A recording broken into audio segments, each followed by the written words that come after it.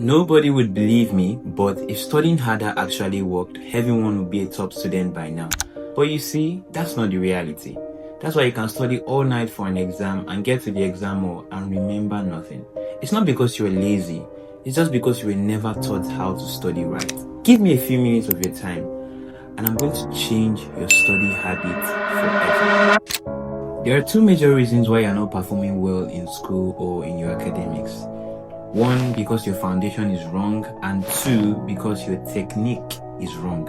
Now, how can we tackle the foundation? The first thing you have to fix is your study time. You have to have a specific time of the day you study every day. And this isn't just advice, this is actually backed up by science. You see, I was studying a research conducted during the pandemic where students were not allowed to come to regular school for learning and they had to study over their devices. There was this company called ABC company. It's a Korean company that helps students improve their English language skills, and they did an experiment on K-12 students. K-12 students are senior level students in the US, just like we have SS3 in Nigeria, right? There were two sets of students that were used in this experiment. The students who were given the ABC study device and the students who were asked to learn through their personal devices. Now, this is the difference. The ABC study device did not have any games, neither did it have a camera, it did not have access to internet, only the study material that they needed was on the device. While the other students that were allowed to learn using their own devices, their devices had access to social media and all sorts of distractions. Results came out and showed us that the students who were given the ABC study device performed astronomically higher than the students that studied on their own devices. This is just to tell you that distractions is antagonistic to a good study time. And the major distraction in this age is the phone, the smartphone. Even though you have your study materials on your phone, it's advisable to print it out. And as well, if you have a laptop, you should use your laptop to study rather than your phone. If you can't control having your phone around you and not pressing it, you can keep your phone in another room while you study in another room, or be accountable to someone that can help you make sure that you are not using your phone while you are studying. Another tip I'll give is to have your study resources always ready for studying. It's important to remove every clutter, every distraction, or anything that can hinder you from maximum focus. Another way to fix your foundations is changing your why. Many of you have a wrong reason for why you study. You should constantly ask yourself, why do I want to pass this exam that I'm writing? Why is it so important to get a good grade? What would getting a good grade do to me and to my family, the people around me? Let me share a quick story of how my why changed my study motivation and study habits. During the time I was preparing for my UTME that I will use to get into medicine and surgery, I lost admission the previous year. So my biggest motivation was not losing admission again and having to wait for 365 days at home. That alone is enough to move you. The moment you are slacking and you are losing motivation, you ordinarily remembering that can bring back motivation to life. The weight of your why determines how much you will push to studying even when it's not comfortable. And there's no other better motivation like doing everything as unto God. If you know that this thing you are doing is giving glory to God, giving glory to your family, bringing glory to even yourself, it just reorients you to want to do that thing better and the most excellent way possible. Let me give you an analogy I came up with while scripting this video. It says result is directly proportional to effort. Initiating the proportionality constant, we have result is equals to y, which is the constant, times effort. I also like to liken the why as your driving force. So each person has their own whys and their own values for their constant. If your why, which means the reason why you are studying, happens to be great, your results will definitely be greater. And if it's lesser, your results will definitely be lesser. So the greater your why, the greater your result. The next thing is to question your study habits rather than how much time you spend studying. In architecture, they say less is more, and sometimes this is actually very true. Imagine this with me. Let's think of studying as performing an irrigation exercise on a farm. You start running water through a pipe for more than 2 hours and you just left the pipe there to be running with water. You may think that it may cover the whole field, but eventually some areas will just end up being overlogged with water, and some areas might not even get water at all.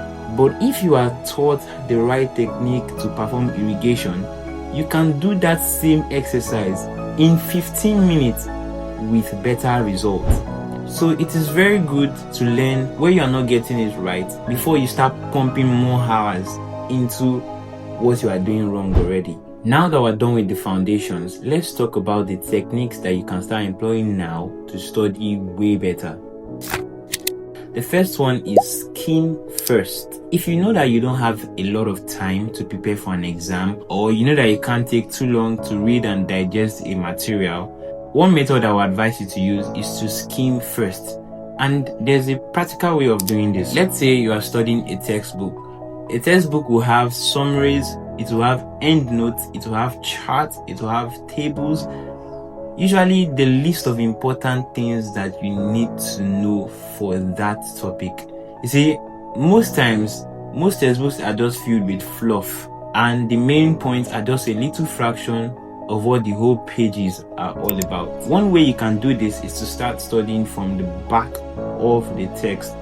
You read the summaries, then go to every important chart, tables, figures, headings, highlighted text that seems to be very important for that topic. After doing this, you then read from the front to the back again. During the second time, you make sure you read the introductions properly, you skim the body, and you read the ending properly as well. Remember, if you do have much more time to study, you can now ensure to read through the whole text for perfect understanding. By doing this, you're not just studying, but you are employing active recall techniques and prioritizing the information that matters the most. The second technique I would give is to select your study resources in groups.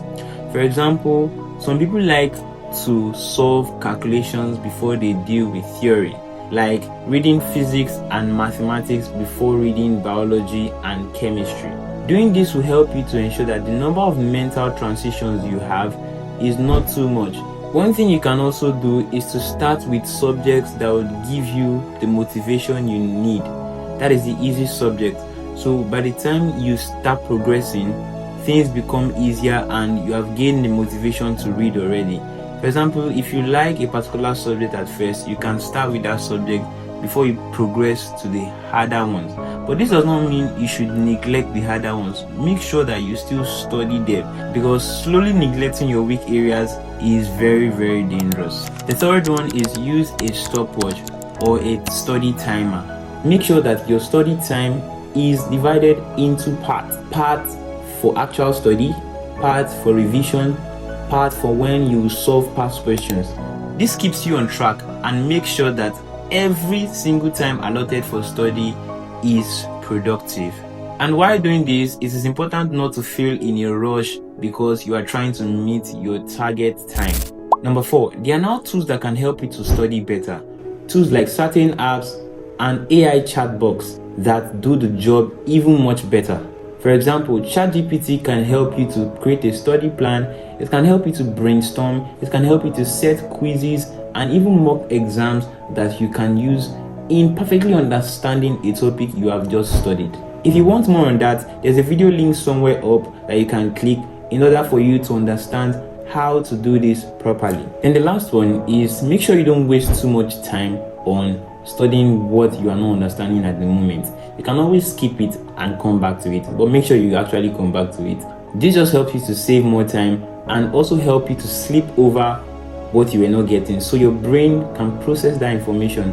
By the time you come back, it's much easier for you to understand. And if you still do not understand, you can then refer to your teacher or a friend that can help. Now that you have learned how to study properly, remember that every moment counts and you should maximize every of your study time. If you want more videos like this, you can watch these videos, or you can also subscribe to get notification when I release another video. Share this with your friend who cannot do without highlighting every single word in their study notes. Thank you for watching. Please like, subscribe, share, and comment. Most of you don't comment. At least tell me what you learned from this video. Tell me what you'll be applying now. Tell me what you'd like to see next. And having said that, I'll see you in the next. Bye.